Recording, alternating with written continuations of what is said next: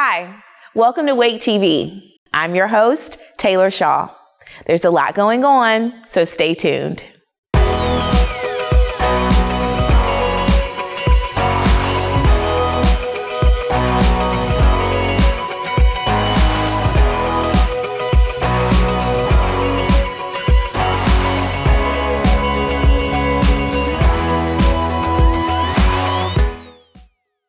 January was Firefighter Cancer Awareness Month. This year, we produced a weekly video series that shows what Wake County is doing to combat this growing problem.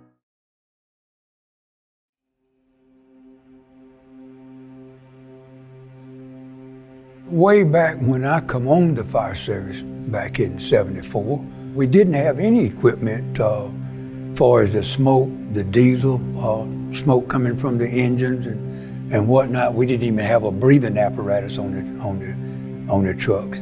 We would go into fires and we wouldn't have any breathing tanks. We're firemen, and we'd go on calls and we're expected to give our lives. Well, we may have to give our lives, but unnecessarily, no.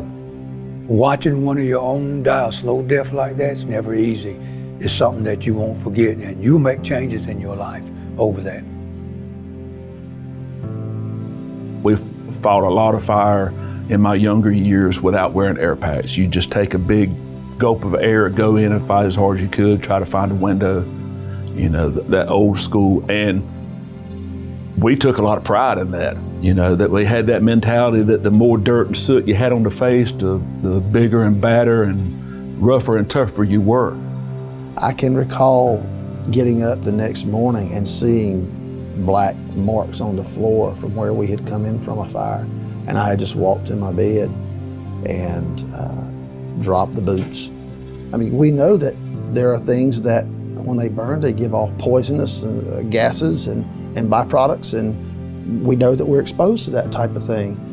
We're not going to stop having fires, and the things that we're exposed to aren't necessarily going to go away. I don't want them to do what I did. I don't want them to train at 20 years old going into a fire with no air pack on and come out and, you know, just flames going everywhere and your eyes are burning and all. You know, I don't know what that did to my body. So, and everybody is doing all they can to help with assistance with people that are actually being diagnosed with cancer. I mean, cancer is the #1 killer of firefighters right now. In 2004, I went to an International Association of Firefighters convention in Boston, Massachusetts, and there was little information about firefighter cancer at that time, but there was a flyer that was passed out, and it was a photo of a very well-known firefighter in Boston. I didn't know him, but it said, "Don't be like me." And I thought, that's odd. And that was my first exposure to firefighters that were being diagnosed with cancer.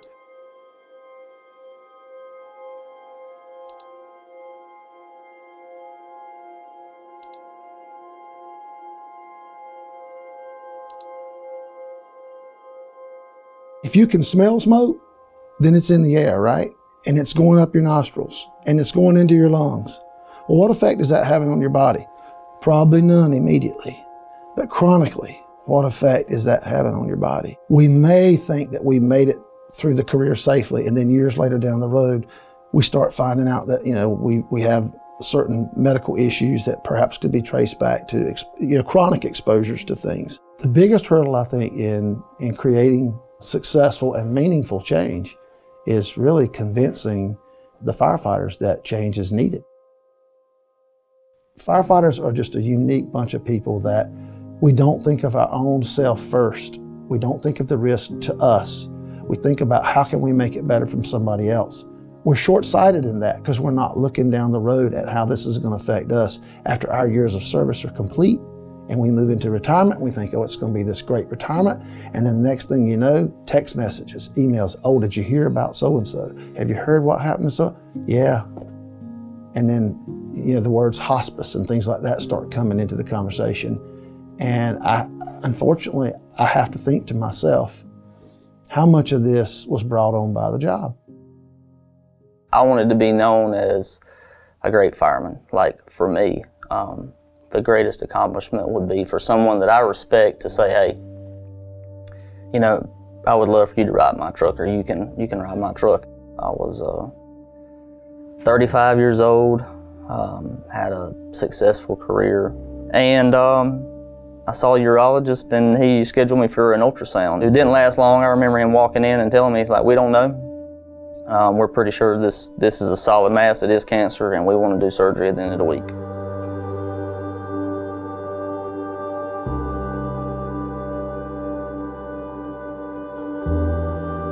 Told the guys, I said, I'm pretty sure I got cancer. I think I'm done for a while.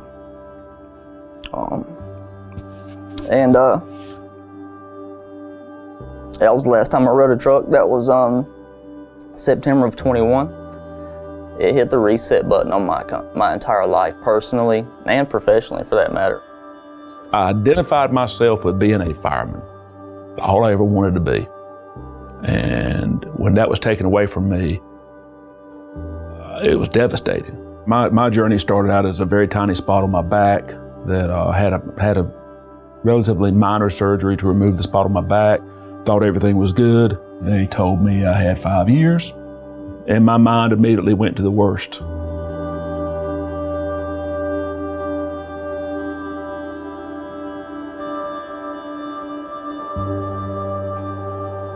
All I could think about was, what's going to happen to my kids, what's going to happen to my family. My name is Christy Burgess. I am the wife of Raleigh firefighter Nathan Burgess. Nathan came home and he kept complaining about a really sore throat. He had his appointment with his ENT on May 9th, and when he walked out of that office, Dr. Calloway had told him, "I'm 99.9% sure you have cancer. You need to have an emergent CT this week, and you need to meet me in the OR on Friday morning." It's an interesting place to be when you're watching the person beside you that's trying to sleep, and you know they're dying. It's a hard reality to live in.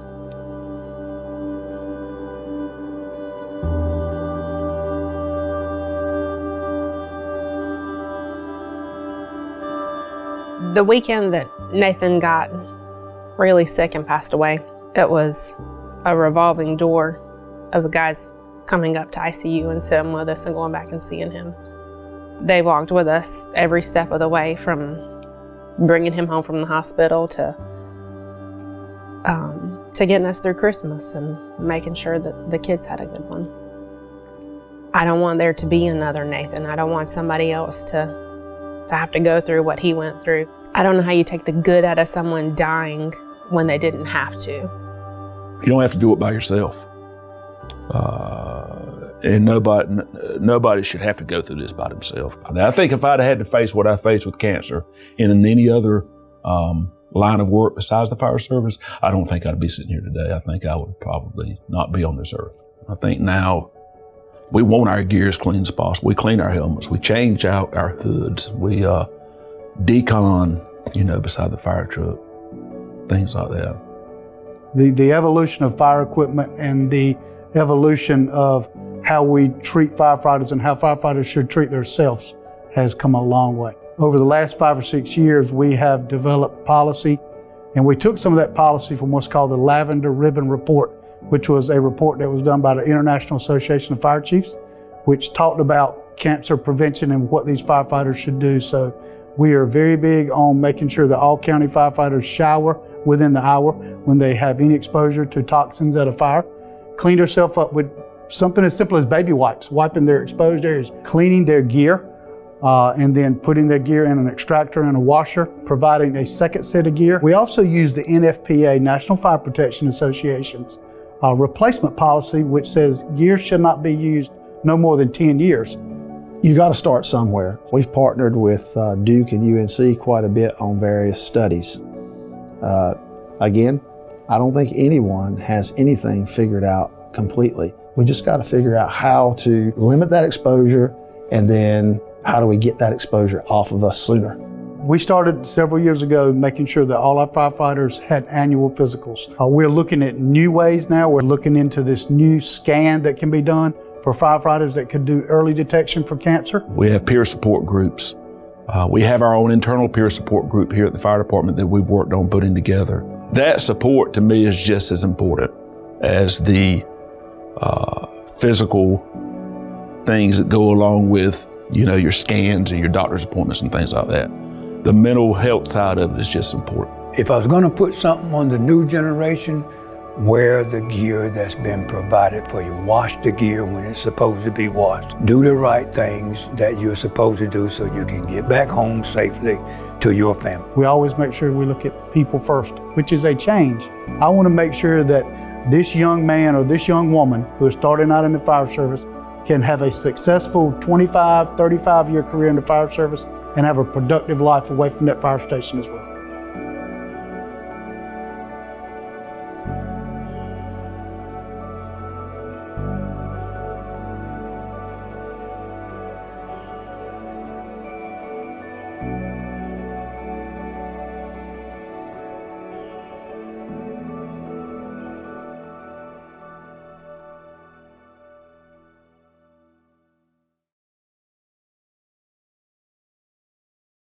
Hi, and welcome back. Today we have Dr. Luderman. Thank you so much for joining us today. You've been with Wake County for a little over 3 months now. How does it feel being a part of Team Wake? Hi. Thank you for inviting me. It feels great to be part of Team Wake. As you know, I started as medical director of public health beginning of November. There's been a lot of learning on the job.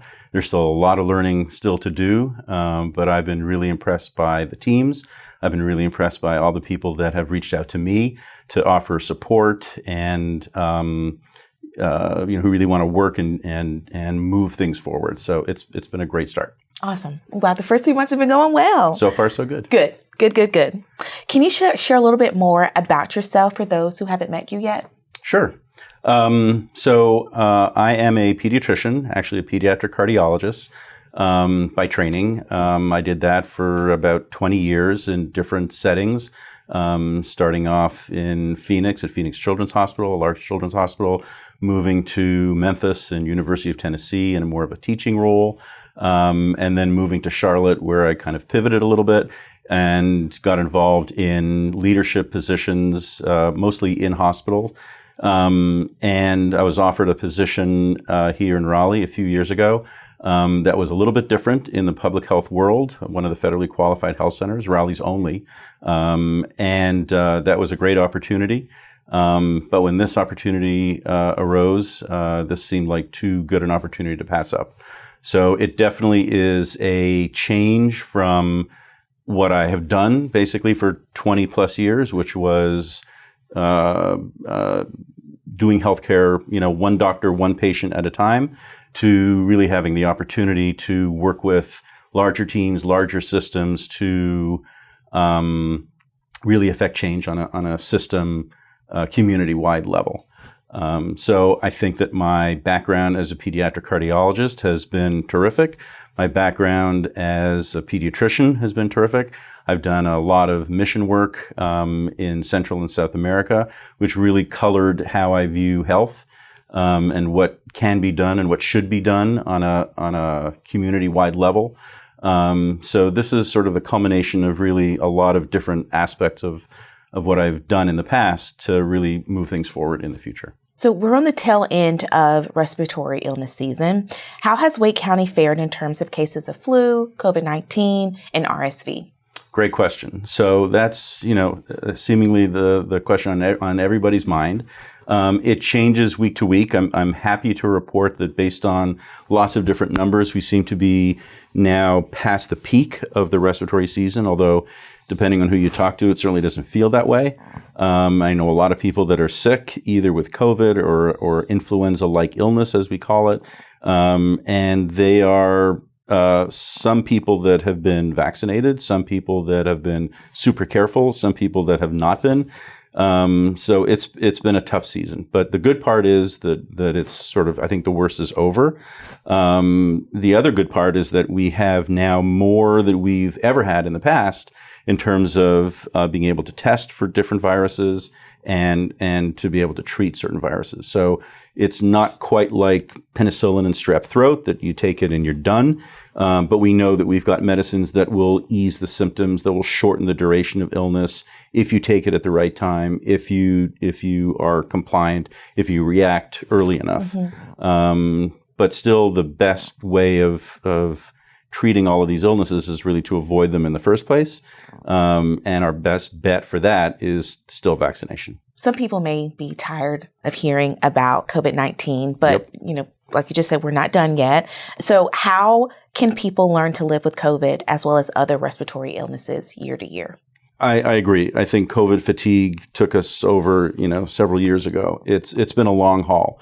The good news is that it's changing from the pandemic to an endemic kind of illness where we just sort of expect it to be around like the flu is around, but it's not, killing everybody.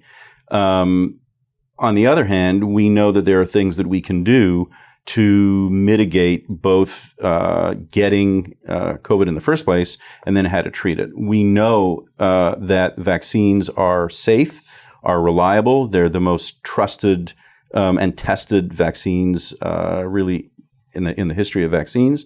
And yet only about 26% of patients that are individuals that could get the vaccine are getting the vaccine. So I think we still have a lot of work to do in terms of working on public trust, which I think suffered a little bit during the pandemic for lots of different reasons. But I think we are rebounding from that. And I think people recognize now more than ever that public health has a role to play, that vaccines aren't doing kind of the damage that some of the headlines talked about a few years ago.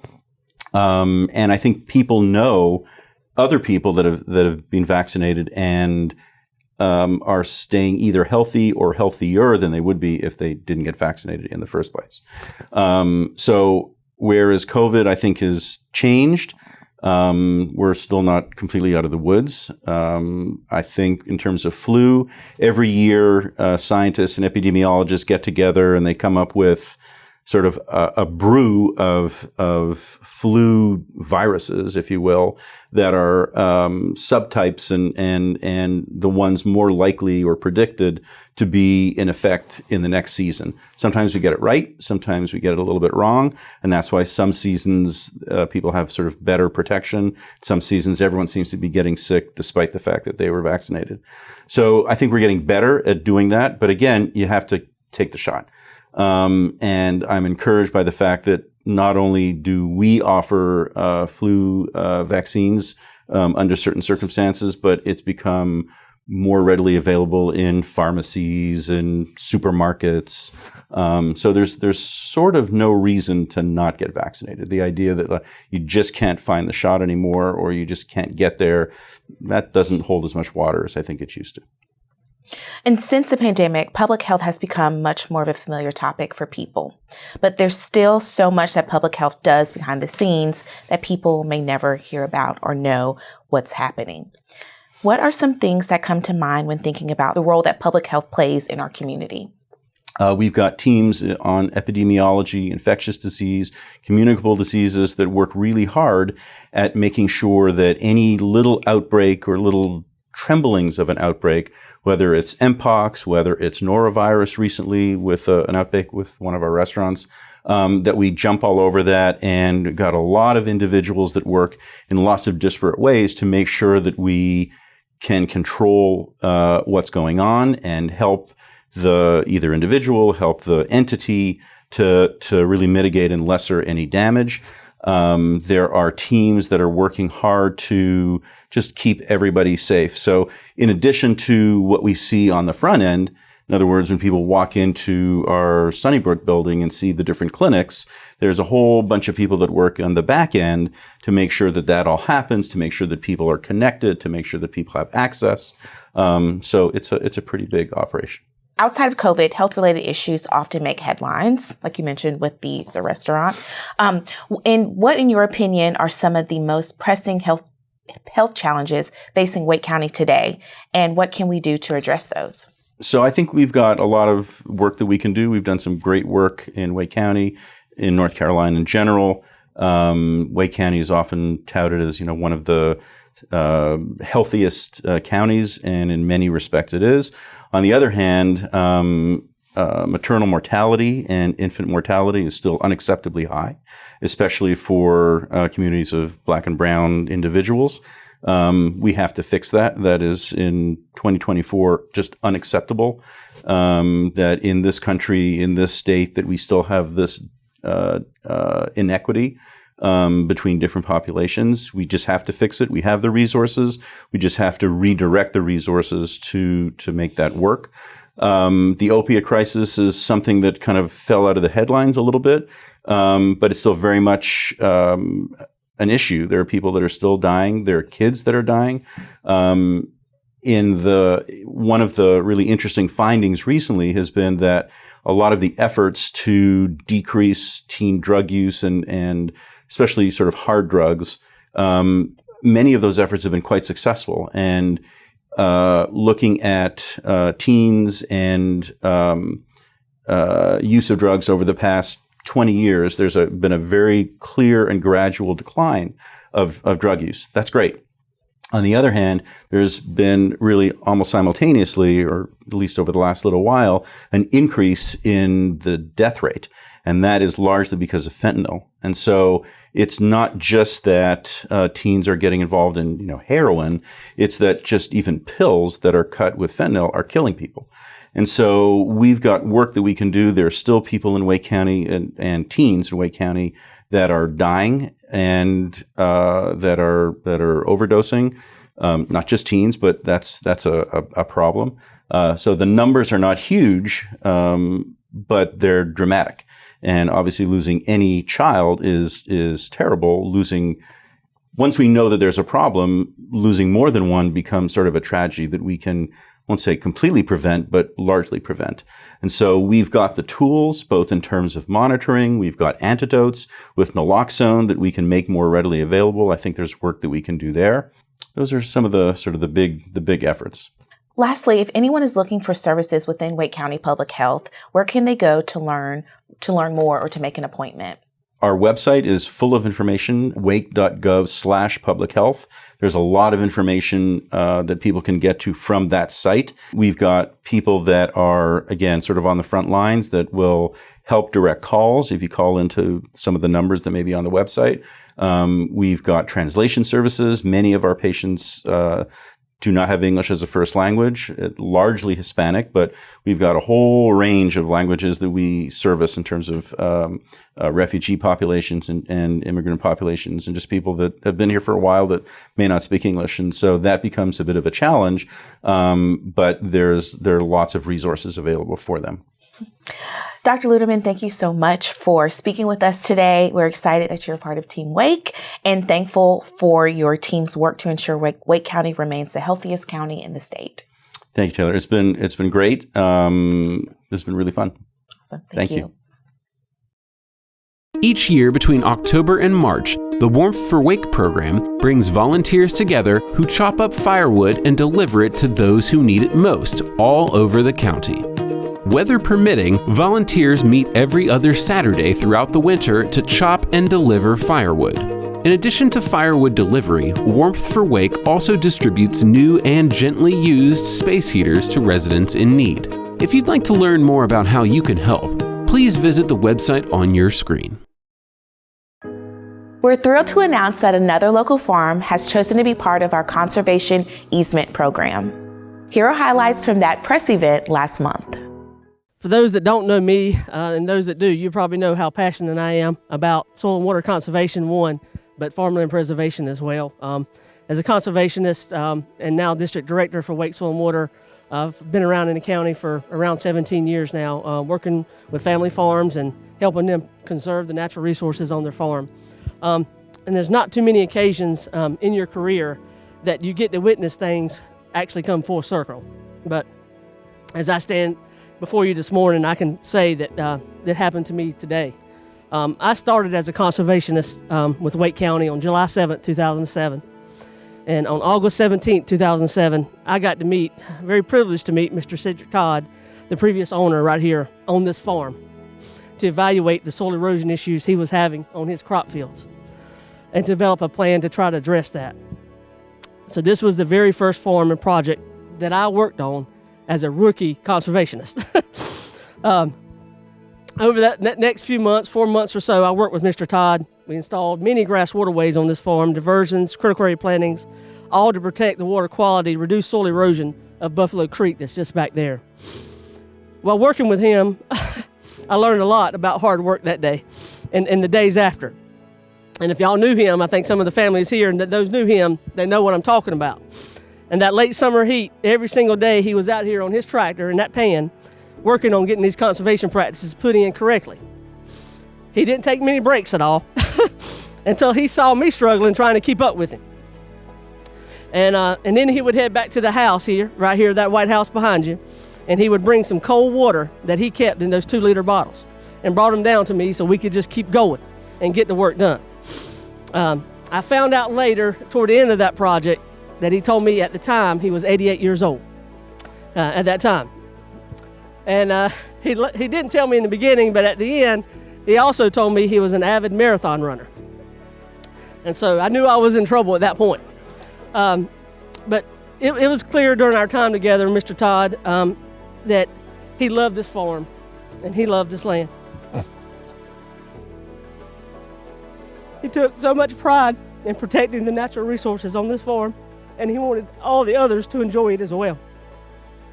To my surprise, as I was kind of getting my thoughts together to what I was going to say today, I was looking through this contract folder that I had with him, and as a conservationist, as a new conservationist, I wrote down everything I did, everything I said, everything I did to try to help him. And to my surprise, I found a note that I had wrote in this folder, that I kept in this folder. On August 31st, 2007, I wrote that I had dropped off farmland preservation information to Mr. Todd at that time for him to review. I had no idea I did it. I don't remember it until I read it just a few days ago. I had no idea that over 16 years later that we are today, that I would be standing here with you all celebrating the protection of this beautiful family farm. I'm so grateful for the Baileys for honoring Mr. Todd's wishes and protecting this. I'm so thankful for our commissioners and those deferred taxes that they were talking about, because if you're not familiar with them, those deferred taxes is actually land that's been taken out of agriculture, forestry, or horticulture production. And so to reinvest that money into protection of that is so very important in a county that's growing as rapidly as Wake County is as well. I'm so thankful for our Wake County Attorney's Office, our Budget Office, our Finance Office. This was a true Team Wake effort to make this happen. A lot of work went into this and processing and getting everything done correctly, tight deadlines, and making sure that it could go through and approval from our commissioners. And I'm just, want to thank all of you in the community for supporting our office. We have an elected supervisor here today, Beth Pugh Farrell. Here is our elected soil and water supervisor, and thank her and all of our supervisors on our board for all of their support as well.